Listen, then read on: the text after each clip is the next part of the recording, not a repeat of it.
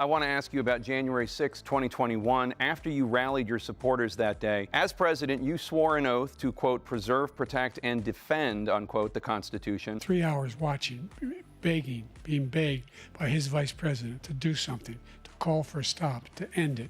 On January 6th, what happened to the United States' reputation is horrible. Did anybody last night watch a thing called The Debate? We had a big victory against a man that really is looking to destroy our country. He's the worst. He's the most corrupt. He studied very hard. He studied so hard that he didn't know what the hell he was doing. Capitol riot obstruction charge. On Friday, the Supreme Court decided in favor of a former police officer involved in the Capitol incident on January 6, 2021. The officer is attempting to have an obstruction conviction against him dismissed. Defendant Joseph Fisher is one of the hundreds accused of obstructing an official proceeding during the attempt to stop Congress from certifying President Joe Biden's election victory. The justices gave Fisher a victory with a 6-3 vote along non-ideological lines. The court found that the provision created in 2002 was part of the Sarbanes-Oxley Act was not intended to cover the broad range of cases that prosecutors had claimed it did. The rule was meant to address specific cases of evidence tampering rather than the broader obstruction of official proceedings. The act targets anyone who obstructs, influences, or impedes any official proceeding or attempts to do so.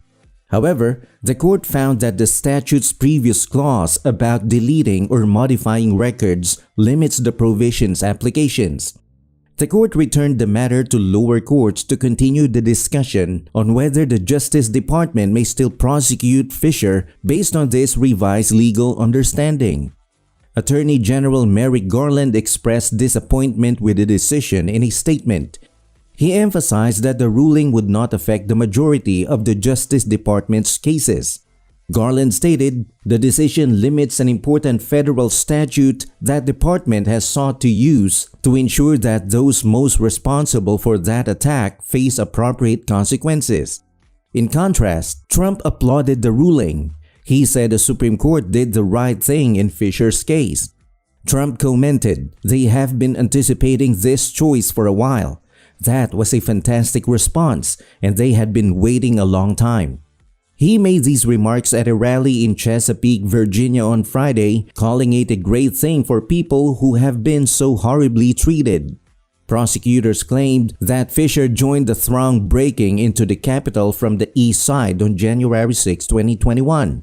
The government alleged that he repeatedly yelled, "Charge and muddy effers," before collapsing to the ground with other rioters. After being hoisted up by the crowd, Fisher attempted to convince Capitol Police that he was an officer. He showed them the video footage that had been made public as evidence in other January 6 trials. In the past, Fisher worked as a police officer in North Cornwall Township, Pennsylvania. On January 6, another man named Joseph Fisher, also a police officer, was sentenced to 20 months in prison for his role in the Capitol incident. In the majority judgment, Chief Justice John Roberts stated that the government's interpretation of the law's application defies the most plausible understanding of 18 U.S. Code 1512. This provision is associated with a maximum 20-year prison sentence. According to the Justice Department's assessment, activists and lobbyists alike could face decades in prison as a result of criminalizing a broad swath of prosaic conduct. Today, prosecutors must demonstrate that the accused impaired the availability or integrity for use in an official proceedings of records, documents, objects, or other things used in the proceeding, as Roberts explained.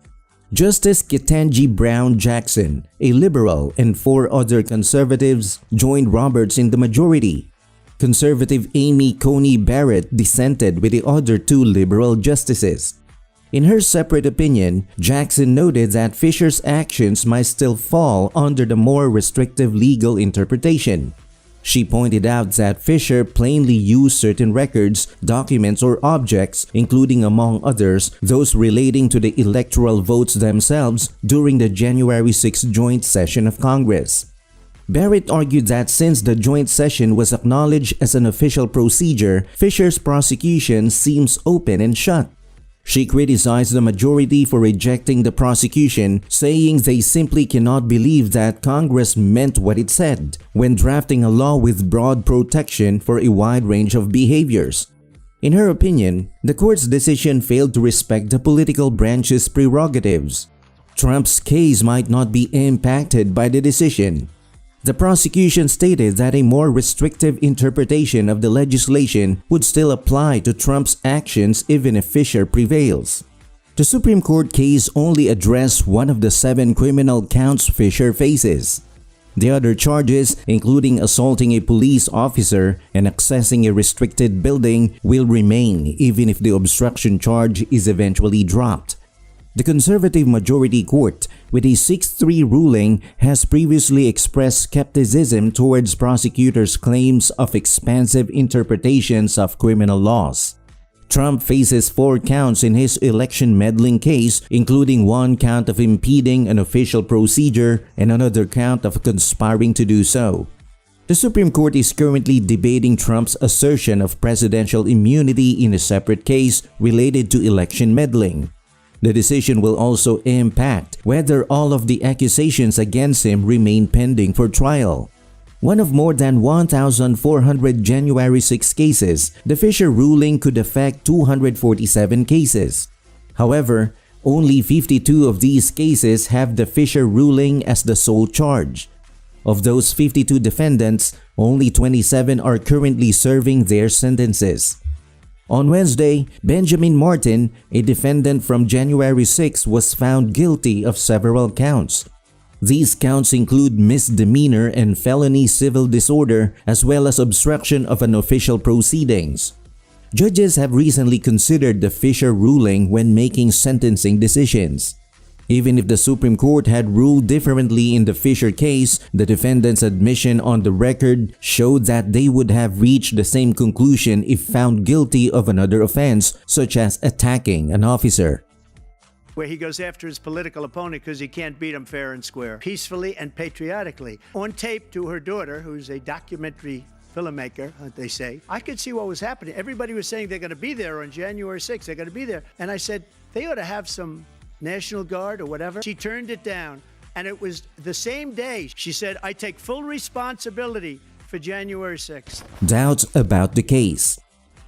The judges decided that evidence of defendants' attempts to falsify or alter documents is necessary for obstruction charges. More than 350 individuals have been accused of impeding Congress's work to certify the 2020 presidential election. Prosecutors invoke a law created in 2002 in response to the Enron scandal. The legislation aimed to curb corporate wrongdoing.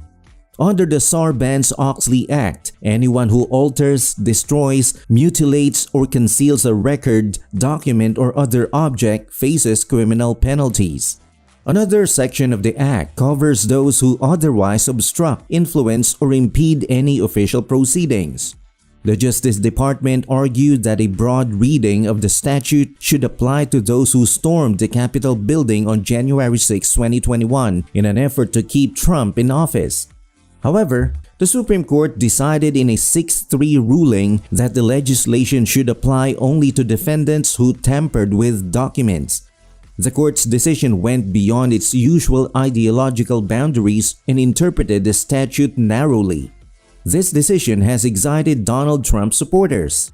It is unclear if the ruling will impact one of the charges against the former president. The Supreme Court may decide next week in another case whether Trump has immunity for his activities. Aziz Hook, a professor at the University of Chicago Law School, predicted ongoing litigation for Trump. However, since the charges against him involve records, documents, or things, Hook believes the ruling probably does not disprove these accusations.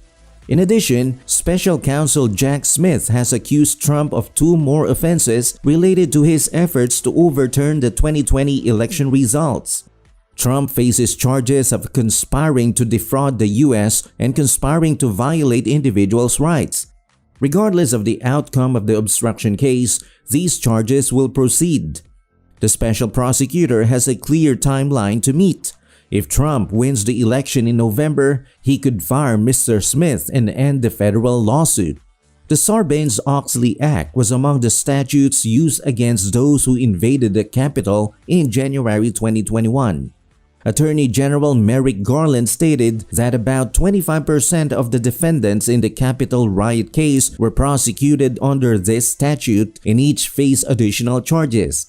Garland expressed disappointment with the decision in a statement. He said, "This decision will not affect the vast majority of more than 1,400 defendants charged for their illegal actions on January 6th. Joseph Fisher, a former Pennsylvania police officer, filed a petition with the Supreme Court. Fisher briefly entered the Capitol after attending Trump's January 6, 2021 rally in Washington. He was captured on camera fighting with police before leaving the premises. Lower courts will now decide whether to continue the obstruction charge against Fisher. However, Fisher will also go to trial for a range of other offenses, including disorderly conduct, assault, resistance, and obstruction of a police officer. Over 1,400 people have been accused of riot-related offenses. Figures from the Justice Department show that over 500 people have been accused of attacking, obstructing, or resisting police officers. More than 130 of these individuals face charges for using a deadly or dangerous weapon or for seriously injuring a police officer. Additionally, over 1,300 people have been accused of entering or staying in a prohibited federal building or area. More than 100 of these individuals are charged with bringing a deadly or dangerous weapon into a restricted area. That's all for this video, folks. See you next time.